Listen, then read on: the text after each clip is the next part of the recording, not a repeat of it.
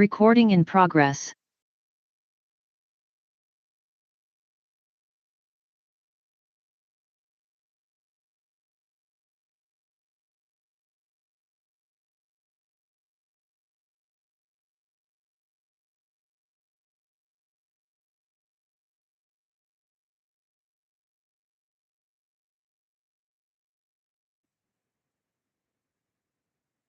All right, welcome everyone to our city council for November 6th, 2023. Happy to turn it over to our city administrator, Allison Zalms.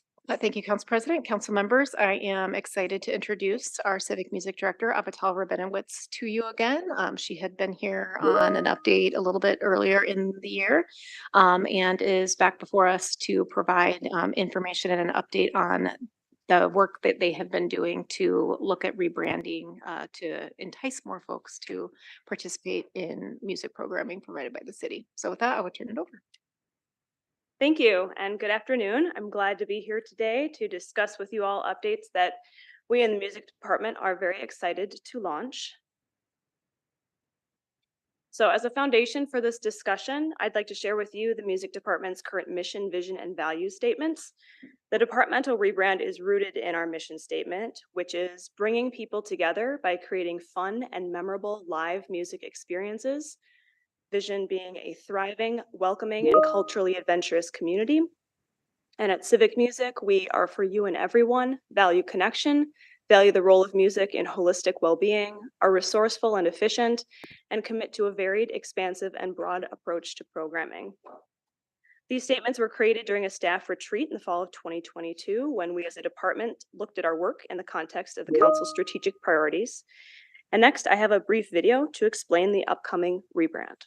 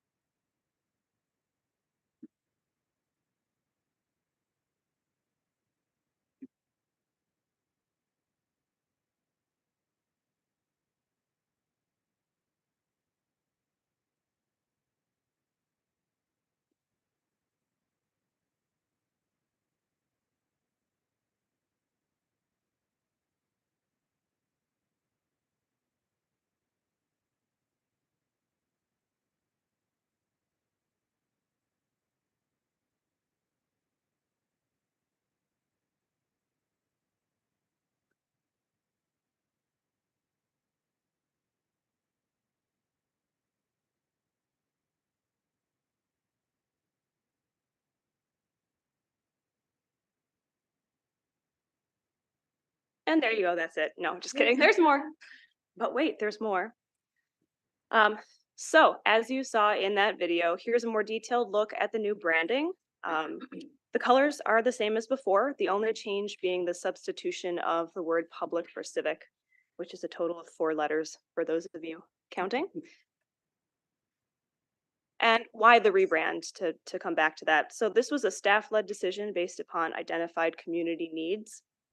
Civic music is the exact description of the work that we do, but the value of using that specific word only applies to those who understand what civic means.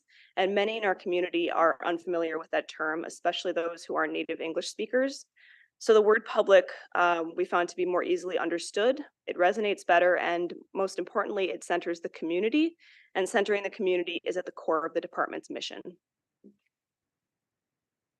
To the last point on the previous slide, the new name aligns with the department with other public-facing city departments. The city's music department is unique in both form and function, and updating the name makes it easier to understand the department's role in the context of the city. So we are currently working with Mercury Creative on the departmental rebrand. They're the same firm that the city worked with for the citywide rebrand. In addition to updating the name of the department, we are also rebranding 2 of our legacy programs. So our youth outreach series, which is currently called Artists in the Schools, or AIS as you see up there, and our community outreach series, the Global Music Series, or GMS. So names for both programs will be updated to reflect a sense of exploration and fun. That's what we aim to provide the community with through these programs specifically. And in addition to the renaming, all of our programs will be given unique visual identities that amplify and coordinate with the departmental and city brands. So we believe that rebranding will allow us to maximize our efforts to reach more members of the community. Timeline for the launch. The study session is the soft launch of the new brand. We anticipate rolling it out publicly in the winter. The new Artists in the Schools program, the new name and new image, will go live this upcoming season, which is March 2024. And the new summer program names and branding will be launched as we start to build awareness of our 2024 summer season. Costs for the rebrand are built into the departmental budget, and they will be incurred over time. So critical items will be updated first, and then program-specific items will be updated as needed on a rolling basis. So most of the expenses associated with the rebrand are to purchase items that would need replacing over time anyway, like banners and signs. By taking intentional steps to rebrand and redesign, we will actually be maximizing our marketing budget by developing and using consistent branding instead of redesigning items annually, which we currently do. And these items have useful lives that extend for, at minimum, several years. And over time, we anticipate the total cost for the rebrand to run about $20,000 total, and this figure includes everything from name tags to stage banners. So thank you for your time. Are there any questions about this or anything else that I can answer about the department? Councilmember Keen. Yeah, I'm supportive of it. Again, I don't know what drives it, but I am assuming it's all good reasons. Is there, when you use the word public, does that imply there's no fee? Yes, that's actually an important point. So in part of our mission work and kind of aligning the programmatic activity around that mission work, we are moving to a pretty much fully free model. Okay. So we found that to deliver on the mission, we are moving much more toward sunsetting, if you will, the indoor series, the way that it formerly existed, and really amplifying the outdoor concerts. And then certain programs that are indoors will be either extremely low cost or free. Good. I'm good with that. I know you guys have had some things of trying to ticket things, and this Yeah. seems like a better direction. When you look at your mission and talk about that, do you come up with some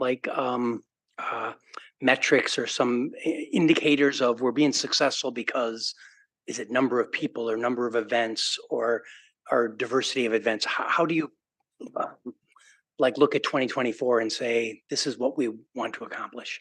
That's a great question. So I'm working on that, what that looks like. So I've been in my role for about 1.5 years now, and one of the things that I've been trying to get a really good handle on is figuring out how we can make data-driven decisions, and how do we cull and collect that data? How do people contact us? How are we getting that? So that's something that I'm working on right now.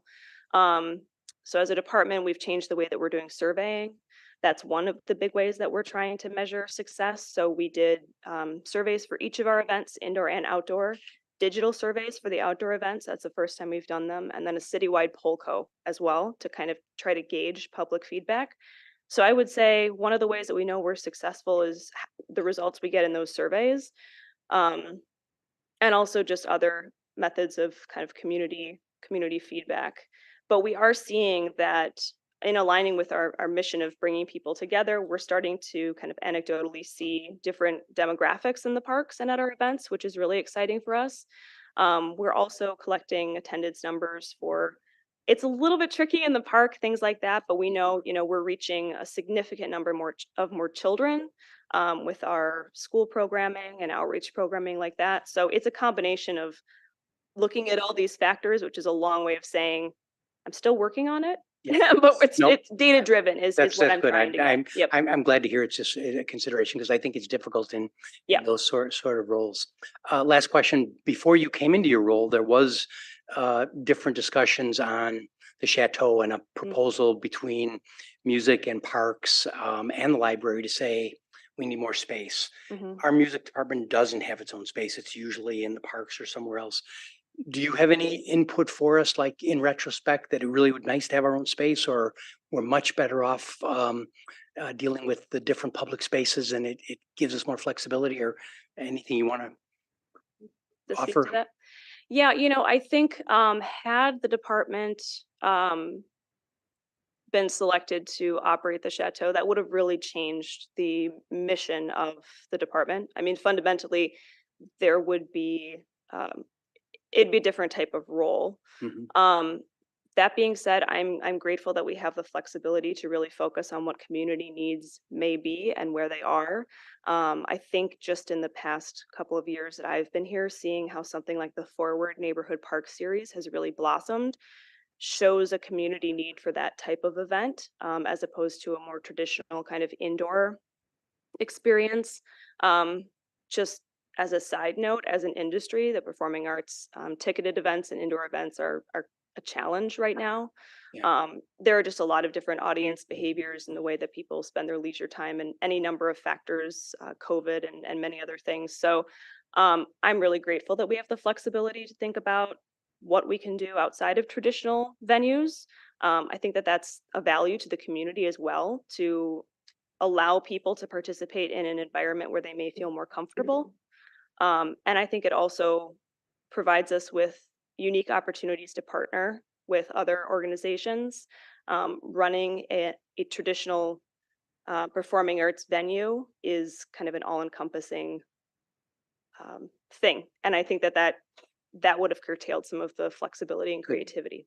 Good to hear. I want to again just share some feedback from the residents in Ward 1. We really there's a lot of positive feedback on the ward musics, and I know they're different in different parts, and whether there's parking and that they all work differently. But I'm glad to see us reaching out to do that. I hope you also feel like the authority, or we do something for a long time. Do we always have to do it, or do we need some changes? I know you're talking about rebranding, but also, since if we have a history of doing something, does that mean we always have to do it? Or what do we, as we add new things, what do we leave behind? So appreciate your efforts. Great. Thank you. Those are well said thoughts. Councilmember Keen, thank you. I think in first blush, when I first read it, I didn't connect deeply with it, but I totally support your team and your rationale. I think it makes a lot of sense. Love the RPM. Is this already just factored into your budget for 2024?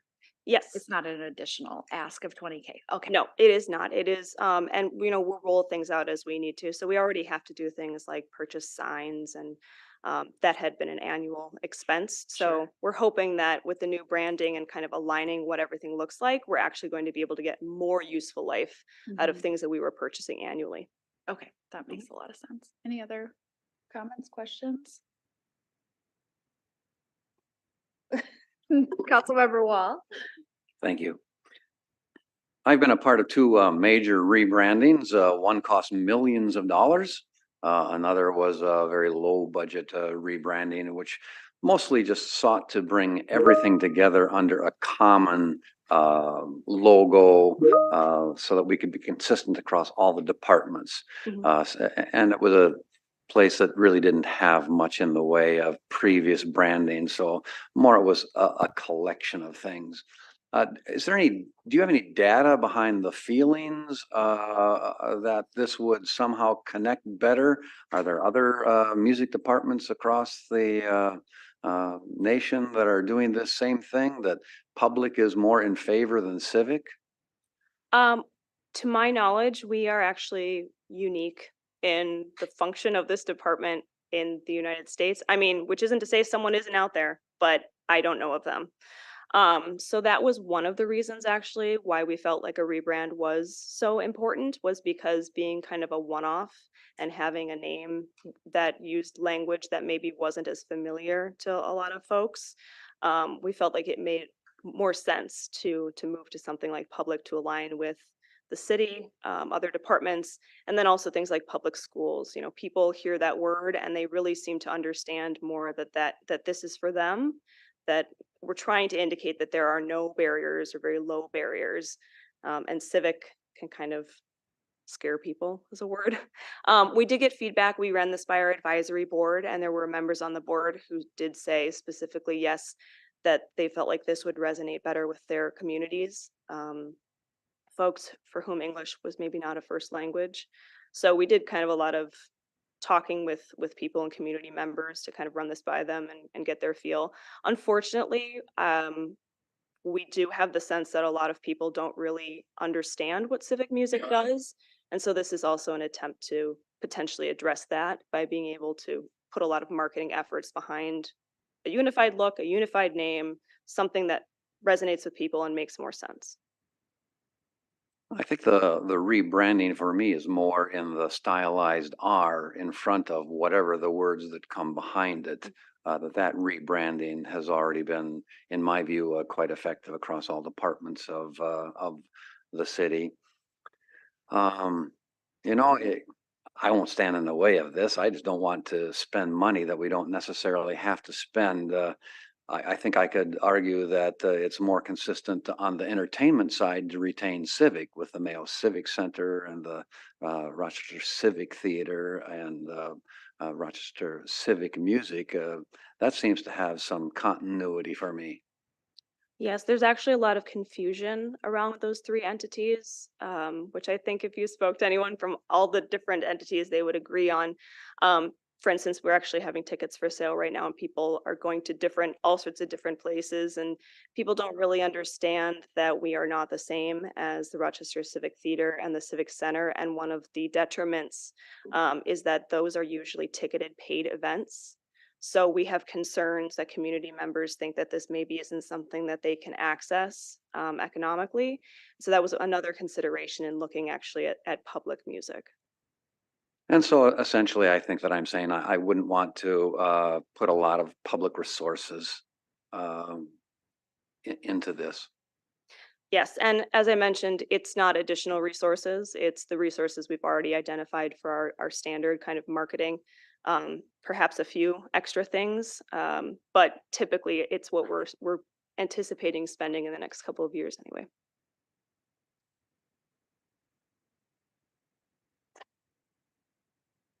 All right, well, thank you so much, Ms. Rabinowitz. It's nice to have you back and Thank you. hear your latest thoughts on the department. We look forward to hearing more and seeing the change. Great. Unless thank there you are all. final thoughts, comments. All right, we're good to go. Thank you. Appreciate your time. Ms. Elms, study session schedule?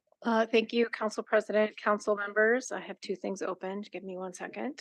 I did just want to point out that on November 13th, we do have slated a discussion of the council rules and 2024 council calendar. Oftentimes you would be approving your calendar right about now.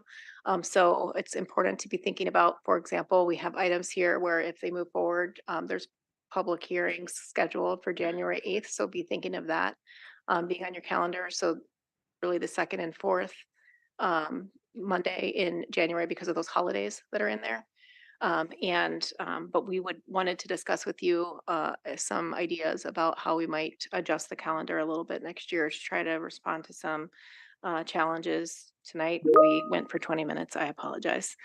And then performance evaluation. And then on the 20th of November, we have been working with our partners on the downtown task force to come to the city council to share some of what has been done and what's in the works for 2024.